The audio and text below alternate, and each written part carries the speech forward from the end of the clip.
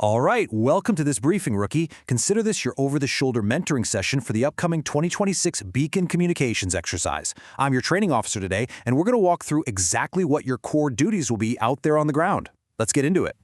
The 2026 Beacon exercise is officially set for April 30th, and I really need to establish the stakes for you right off the bat. Look, this is absolutely not some casual discussion-based tabletop event where everyone just sits in a comfy conference room. No way. This is a massive, functional exercise spanning a full 8-hour day. We are testing what California Emergency Management actually has, what they know, and how effectively they can coordinate when, and I mean literally when, all standard infrastructure completely fails. And here is the scenario drop you're going to be walking into. Picture this. At precisely 06:34 Pacific Daylight Time, a shake alert goes out. A catastrophic magnitude 8.8 earthquake has struck right along the San Andreas Fault.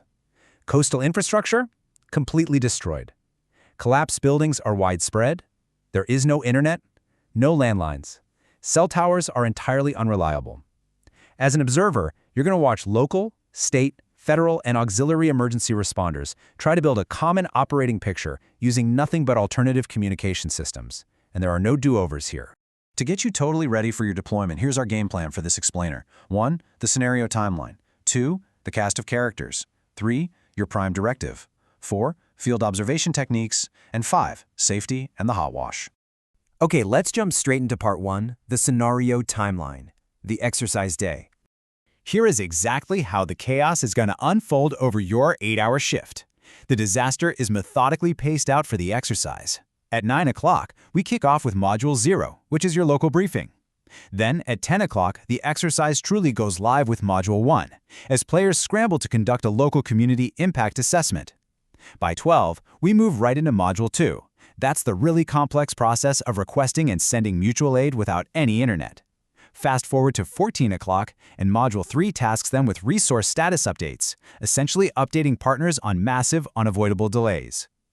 Finally, at 16 o'clock, the exercise ends for a hot wash.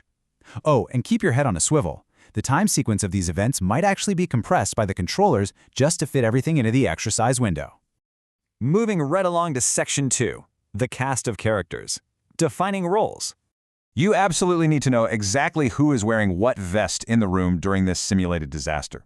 The crucial point here is understanding the hard dividing line between you and the people you're watching. Players are the ones in the hot seat, right? They're actively performing their typical roles, responding to the simulated emergencies, using established plans and whatever comm systems they realistically have left. You, on the other hand, are the observer. Your entire job is just to watch and assess their effectiveness without actually participating. They bring the frantic action, you bring the calm, invisible presence.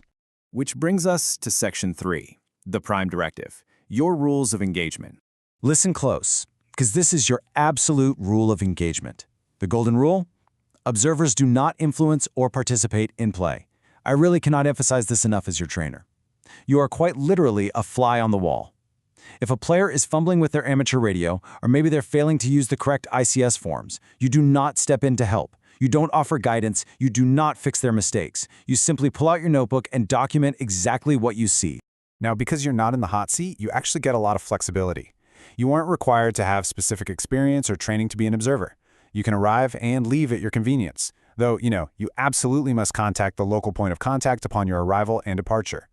And here is a major operational security rule. You can discuss your observations, but only with other observers. Do not go chatting with the players about what they're doing wrong, or you're going to risk contaminating the realism of their whole environment. All right, Section 4, field observation techniques. Let's look at the toolkit. Now that you know the rules, let's talk about your gear. Your toolkit needs to be resilient. You can bring a smartphone for taking photos, but remember, only do that if you get permission first.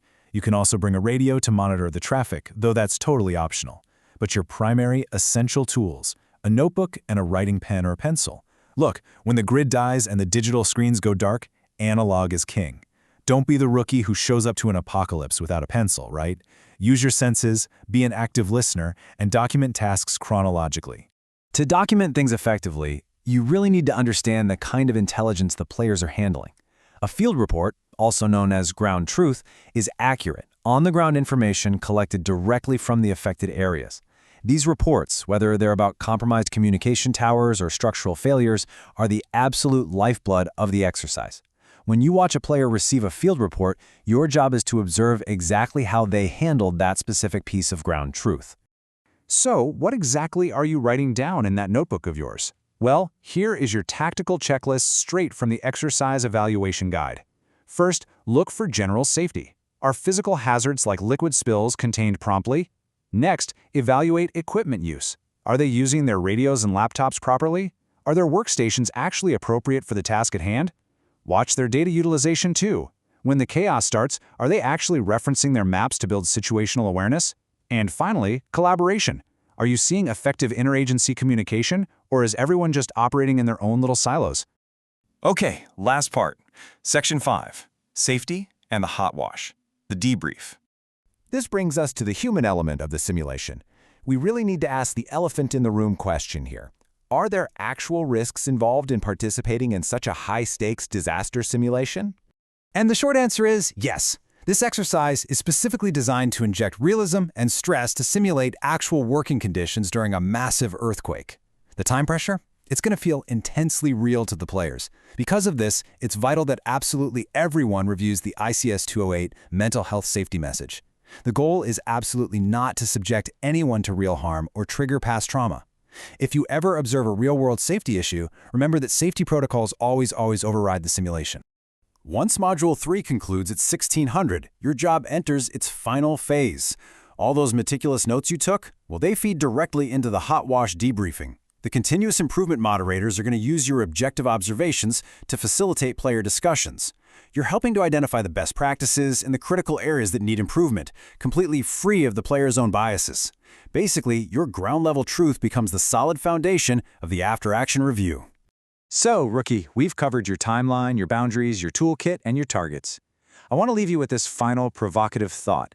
When the earthquake hits, the infrastructure crumbles, and the screens go completely dark, are you ready to be the fly on the wall? Your silence and your keen observation will ultimately dictate how well California responds when a real disaster strikes. Grab that notebook, head to your observation post, and let's get to work.